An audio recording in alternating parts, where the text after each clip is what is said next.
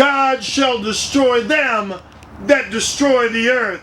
Our throwaway society is destroying the earth.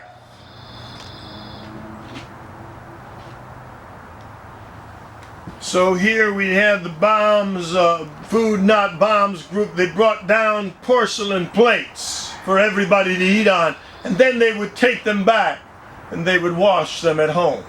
A lot of trouble. Sometimes doing the right thing will cost you something. Doing the right thing will put you at an inconvenience sometimes. But God said that it wasn't going to be easy. Jesus said, I didn't come to be served. I came to roll up my sleeve and to do some work.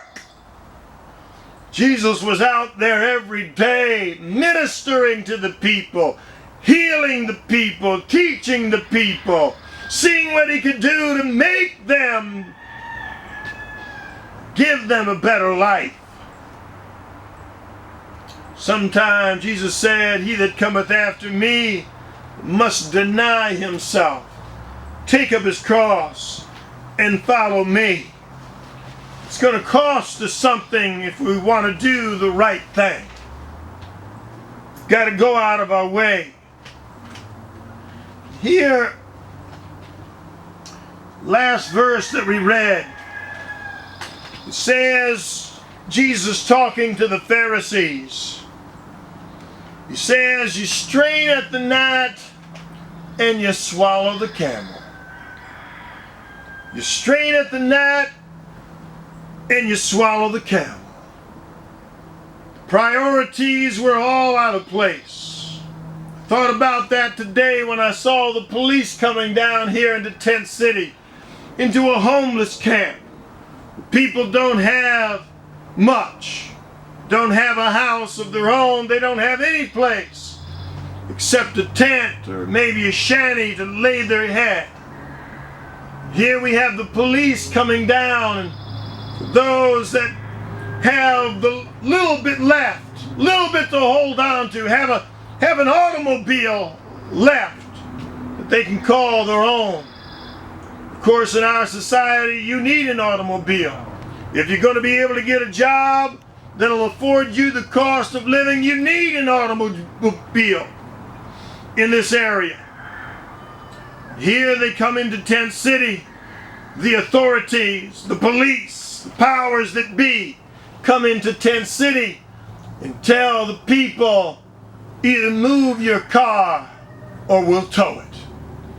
No good reason, no practicality, no common sense behind it, just the idea that might makes right. We got the power to make you do it, you do it. Even if it makes sense or not, you do it. And so I thought about that verse. They strain at the gnat to come down to Tent City and they pick on the homeless.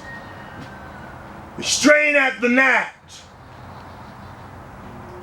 Then they ride around Lakewood all day in their police car. They ride in and out of developments all day in Lakewood. And they can't help but see the monstrosity of houses going up. What they used to call a big house 30 years ago is about 1/3 the size of one of these houses that they're putting up in Lakewood today.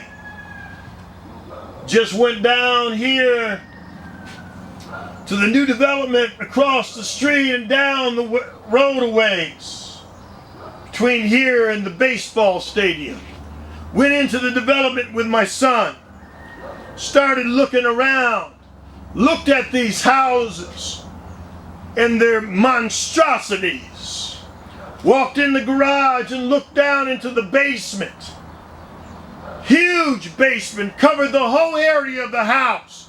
9-foot ceilings in the basement, 2 floors and a basement, a full basement. And then I saw a plumber working in the basement, so I shouted down into the basement, said, "Hey, are these kitchens going to have 2 sinks?"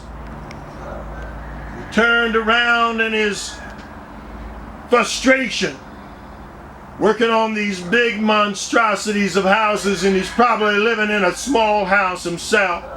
And he says, "Yep, we're going to have 2 sinks."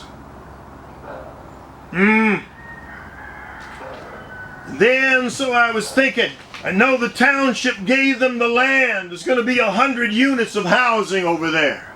Township gave them the land for $1 to build those houses on. HUD gave them $16 million, probably for the infrastructure to get started. Then when those houses are built, I know they've been looking into Section 8 home ownership. HUD pays the mortgage on those homes. And I read a letter not too long ago from Rabbi Hertz sent out to the Section 8 tenants saying you've got to pay at least $20 a month for your rent. So what's going to happen? They've got 2 sinks in those kitchens over there. They're targeting a particular group of people for those houses. 2 sinks, 2 stoves means a kosher kitchen. They're targeting those homes for a particular group of people, a special interest group. And so what's going to happen, they've got to pay for that house that they move into, that monstrosity of a house. They've got to pay $20 a month for that house. And at the end of 30 years, with this Section 8 home ownership, they'll own that house. Police are driving around town.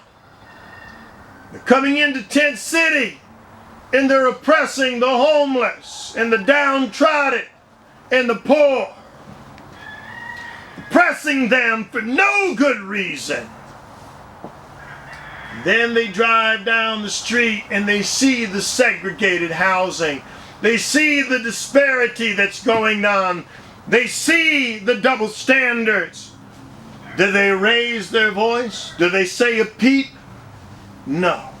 They want to keep their job. So again, here we live in an unjust society. How long can we tolerate? How long can we be proud? Here we hear the police coming in right now on their 4-wheelers. Riding in right now.